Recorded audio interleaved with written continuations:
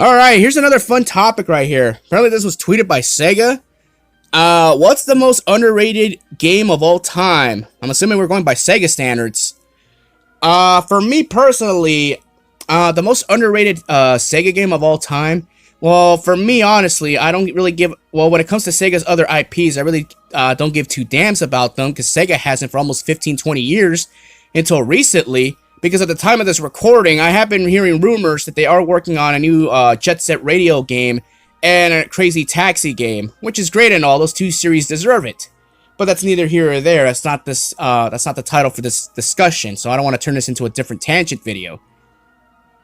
So I would have to say the most underrated Sonic game would have to be Sonic and the Black Knight. Now you may think that's a kind of an odd choice. I'm being honest here. Sonic and the Black Knight has some of the best storytelling in the franchise, and it's a damn shame that, honestly, that was the final game with the 4Kids crew, especially Jason Griffith, Lisa Ortiz, and Dan Green voicing Knuckles. I know we all like that so much. I honestly think Sonic and the Black Knight had probably the best voice acting for the game that it was created, and it was only exclusive for the Nintendo Wii.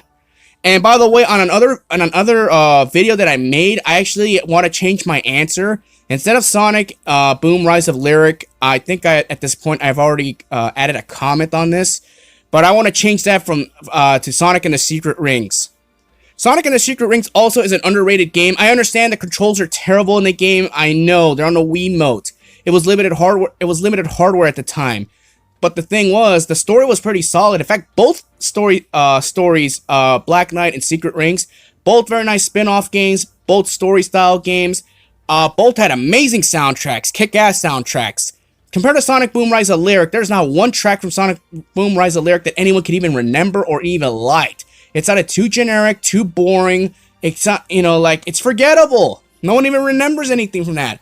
You can say whatever you want about the terrible Sonic games, but at least there's always one track you could always remember from even the horrible Sonic games. Shadow the Hedgehog.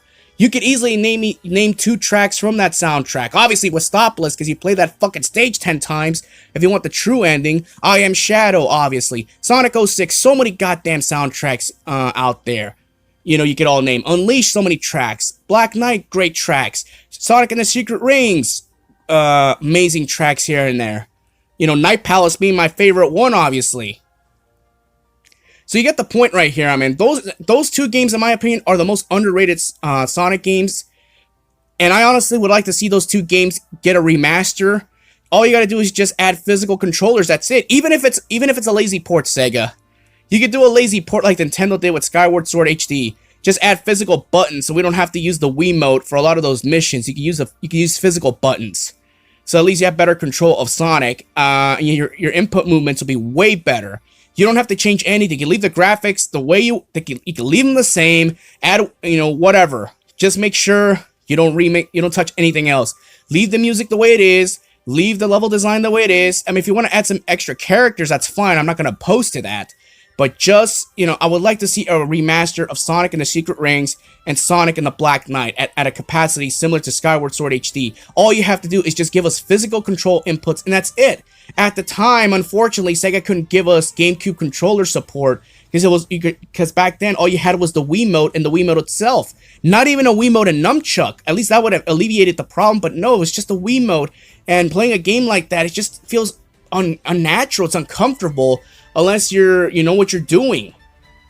I really want to let's play both those games later down the road. I probably will, but right now my schedule's already full right now.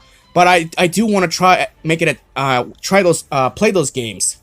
So let me know what you all think. What's the most underrated Sega game of all time, or Sonic game in general? Because let's be honest, because that's the only intellectual property that Sega's given a damn for the last 30 plus years. Let me know what y'all think. Underrated game means a game under the radar. Maybe you like it and somebody else didn't. It could even be a bad game. It doesn't matter, because an underrated game could be like a lost gem. You never know. For so many people, the Sonic Rush series gets looked down upon. Many people don't think that the Rush series even exists. It's a nice game. Don't get me wrong. It was on the DS, but not many people acknowledge it here and there because they're just accustomed to all the modern games like Unleashed, Generations, Forces being a god-awful experience. That's all I gotta say right now. Let me know what y'all think, and I gotta go. Peace out.